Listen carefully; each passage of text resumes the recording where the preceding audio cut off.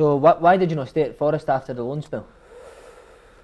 Well, to be fair, I had more or less everything agreed that I would. If Billy had sorry if they were up, first and foremost, but if Billy had stayed, I probably would have. But I think Billy lost his job that summer as well, and I ended up back at Middlesbrough, which was never going to be, for me. I knew my time was up. I had to go. I think that I wasn't enjoying football. I had now been back to enjoying it at Nottingham Forest. I'd have loved to. I went there because what a club it is. Anybody that's been part of anything down there will know what I'm talking about. You go from Rangers, the history, the everything that comes, the pressure, everything that comes with playing a massive club, to go into Middlesbrough where it wasn't really like that. Quite empty stadium. It was empty. But at the end of the day, it was empty for a reason. It was empty because we weren't good enough. If we'd have been down there and played well, the fans would have been there because they've shown that this season. They've got the Premier League 30,000. It was just two total different places. But then you find yourself back in a city that's just football driven. The history's there. You pull up at the City ground.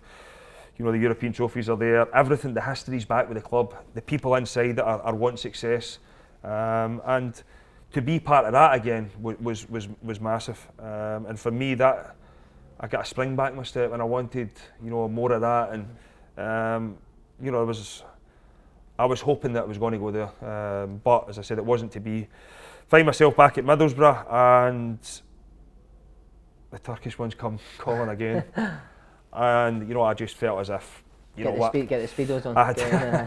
I'd turned it down, the year before. I'd spoke to Kenny. He's like, don't go, you'll hate it, do this, do that. But me being me, that pig-headed way, that I thought, feck it, I'm going. But I should have read the signs right away. So would you have not stayed at Nottingham Forest? I would have. Would it only have been if Billy Davis stayed? Would you not have stayed if you went there? Well, if I'd have been offered anything, So but I think the club was changing totally then, because I think Billy left.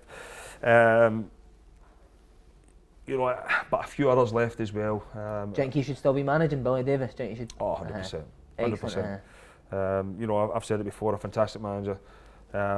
Both sides of it, fantastic on the pitch, fantastic off it with the players. But I'm sure he will get back in somewhere soon, and I hope he does, because, as I said, he's a fantastic coach, a fantastic individual as well. He is a nice guy. I think there's a lot of people. There's a lot of criticism gets aimed at him, that, but I think when you actually sit down and have a conversation with him, I was fortunate enough to do it, more or less on a daily basis. You can learn so much, and I think you only need to look at a lot of the Nottingham Forest players, the way they speak about him after that, to realise how good he was. So Turkey, when did the alarm bell start ringing? I flew out. Fake football strips. I flew out, get a tour round about the city. There's a beach here. There's a beach. Not bad. We've got a beach. I goes. It was man-made. It was in the middle of the city. There was just sand chucked in. There was a wee river, and it was that was a beach. But for me, it was deep in the middle of Turkey. You get a tour round that. I go back home, and then all of a sudden, we've started negotiating the contract. We've agreed everything, and then the manager who signs me is in the jail. He is a Turkey. By the way, the manager that signed me Turkey, I've still never spoke to the guy. I've still never spoke to him. What was it, a weekend? It was a long weekend. I think when you look at when you go back, the Turkish league was suspended for a few months by the time, because of the corruption. He was part of one of the ones. In fact, I think it was corrupt deal that got me there in the first place. He must have been to take me. But I should have read at the end that but when you're going, no, he's coming back, fantastic, this and that. But as I said, I've still never met the guy. I've still never to this day met the manager that signed me in Turkey. Then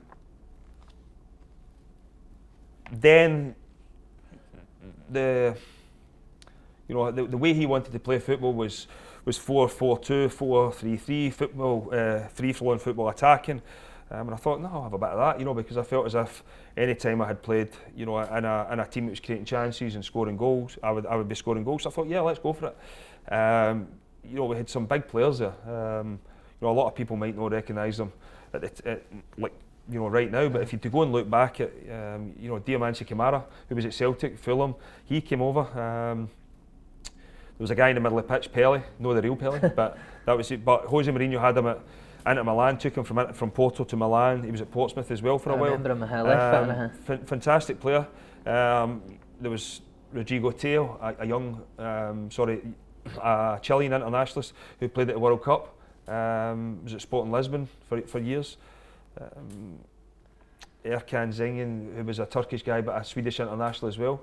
There was loads of internationals, even the young boys at the club as well, who came through. Fenerbahce ended up signing them for like 10, 12 million. Galatasaray signed a couple of them as well. So it was a good squad. It was a good team.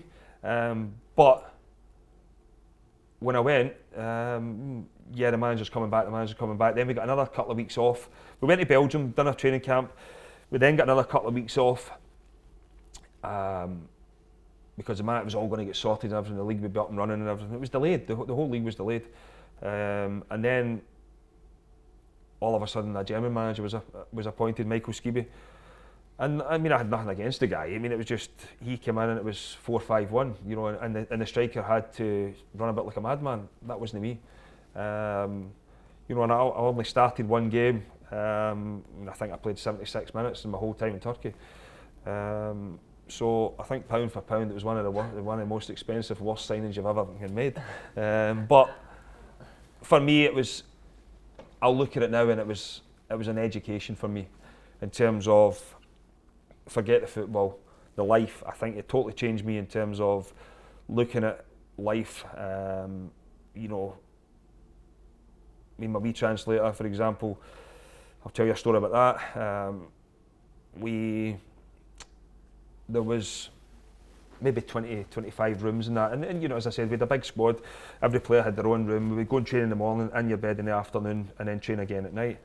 But there was a lot of English speaking guys there that couldn't speak Turkish, so we needed the translators, and the club booted the wee translator out. He had to go and find his own accommodation, but they weren't even paying him. So where's he meant to sleep? Where's he meant to, I had my flat. And I'd said to him to come in there and stay because my family went with me anyway. So it was me and the wee man were in there. But no, it was brilliant. If it wasn't for him, I would probably have been home a lot earlier than what I was. In terms of even going to restaurants, going for simple things. I think a lot of people think, Turkey. Even every foreign country, you always think, oh, I've been on holiday there. It's nothing like that. You go to these, it's all English based, it's all, to accommodate tourists. But when you go deep into places, it's nothing like that. No time for you. Nobody spoke English. It was difficult, but as I said, for me, it was a learning experience, and it was something that I wish I'd performed on the pitch and done well and everything, but I wouldn't have changed the 5-6 months I had. But it was quite funny. We're training one day, and it's notorious for the gangsters and the men in black. Training, and the next thing, so the driveway's up here, and you come in, the training ground was here. We're all out training, the wee translators at the side of the pitch. I'm running around the pitch with Kamara, we're warming up. There's 2 big black cars come in, 5 or 6 guys jump out them, all dressed in black. And I'm like, Kamara, if somebody's getting it here, they're going to disappear, blah, blah, blah, blah.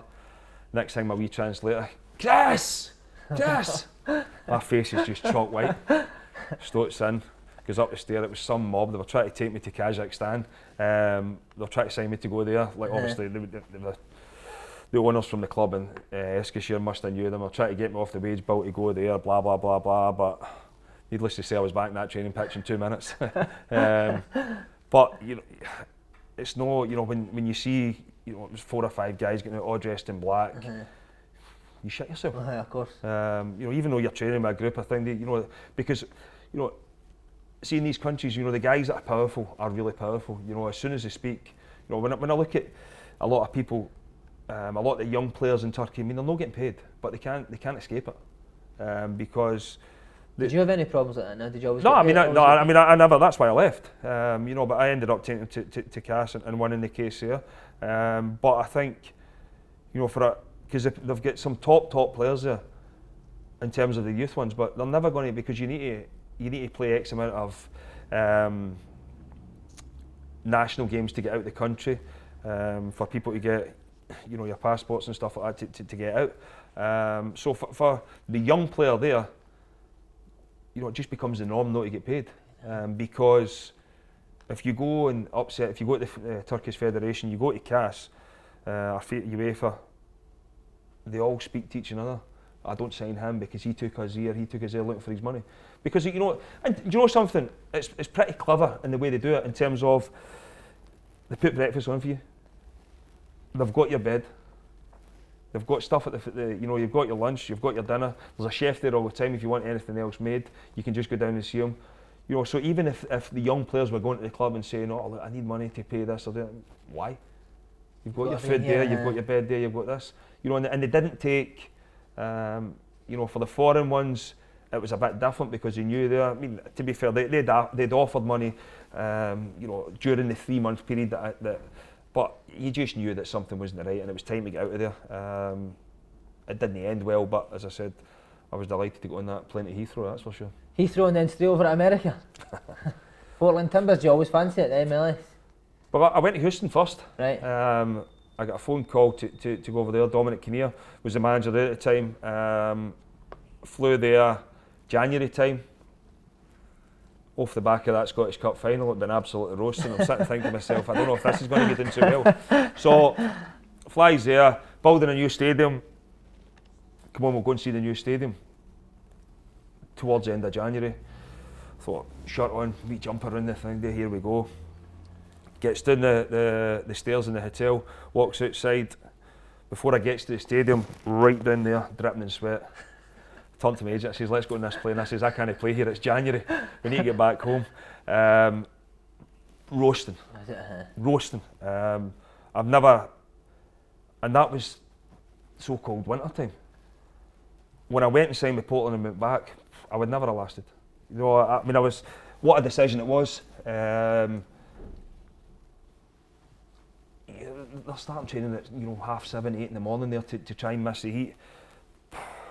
I just, I mean, even walking about was roasting. Was it a nice life in that over there though? Unbelievable. Portland was a great city. I loved every minute of it, to be fair. You know, I think when John Spencer took me there,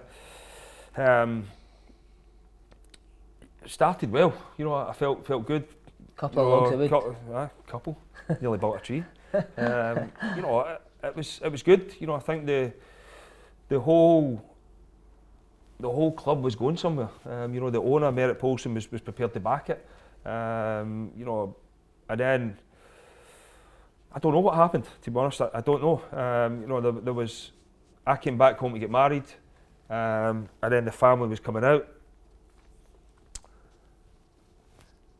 And when I got back, Spenny was like, he says, look, I would watch what you're doing because it's going to get hotter. No, it's going to. There was just a change. The following week, Spenny gets sacked, and I was like, I phoned home because the kids. It was summertime. They were coming out for the whole of the summer holidays. Hopefully, get a house, get settled because there's still another year left. And you know, I just from after that, I just kind of, you know, it left a sour taste in my mouth as well regarding the fact that, you know, we were only 3 points off the playoffs at the time with a couple of games in hand. We hadn't been playing great, but we were winning. You know, and I think that a lot of people inside the club had started to listen to a lot of people, maybe from outside, in terms of, oh, you need to be doing this, you need to be doing that, and blah blah blah blah. And there was influences that I think made the owners change. You know what was going on, and for me, after that, it was a write-off. You know, I think that I found myself out the team. In fact, I tell a lie, I didn't. When the GM took over, we played the Galaxy at home. We lost the game 5-3, but managed to score a couple of goals. Managed to get David Beckham's top. We signed that, yes, no problem. Came back, CHRIS. My name's KRIS. But I've still got it, so it's not going to change. I'm going to try. I'll try and change that C and H to a K. But was he gorgeous? Was he gorgeous? He was gorgeous. Just about as good looking as you. Cheers, mate. Not as good as Gareth, obviously. No. So to play against those guys was unbelievable, and I think until you've experienced the whole American thing, that you don't realise how good it is, because you get everything. The stadiums are packed. What annoys me is you listen to people, especially back here, saying, "Oh, the standard's no great, this and that." I tell you what, go and try it, because you forget that one week you're freezing temperatures, the next week you're roasting, the next week your altitude. There's everything. And in Seattle Sounders are playing in front of 50,000 every week. The women's team in Portland are playing in front of 15,000 every week. Wow. There's only Rangers and Celtic in Scotland get more than that. So it's to try and put things into perspective. The money's not an object to the whole MLS. They'll bring in players, they'll spend it big, but fantastic setup. And I know everybody keep going on about will it kick off? I genuinely do think it is they're starting to produce youngsters. The boy Dalek Nagbe that came over to Celtic, fantastic player. They will start to produce youngsters, and I think once that happens, a lot of people will look at it and say that it's a retirement home for a lot of people. I think it's changed. I think it's a lot of youngsters going over there now, and for me, it was another experience, especially in front of the cameras, because I was always one where I was very shielded in what I said to a lot of people, and I went over there, and straight after the game finishes, 15 minutes. So straight after it, you'll go in, you can get showered and everything. The press are allowed in 15, 20 minutes after the game. They can come into the dressing room. So one of the boys beside me sitting doing an interview. Sorry, I tell a lie. I had done an interview. We'd get beaten. I had done an interview, and I wasn't very good. It was this and that, usual, just raging. And the next thing, the boy beside me starts getting into, no, we should have done this, we should have done that, we should have done this, and blah, blah, blah, blah. He's there for about 15 minutes. And I'm sitting there and myself, I look like an idiot. In terms of, that's the way I was back home. It was totally different over there. Then I done a mattress advert, it was brilliant. But, were your gear on or off? By the amount of time I was in, by the time I was in there, it was getting off by the end of it. About 10 hours to get it done. But I think when I look back there as well, I thought to myself, you can use the media, it can totally change the way that a lot of people look at you and think of you. So for me, when I came back from America, that was something that I wanted to do, because I felt as if from there I'd learned so much, and I think using the Turkey thing, using America, it totally changed me as a person, and I'm not afraid to admit that. So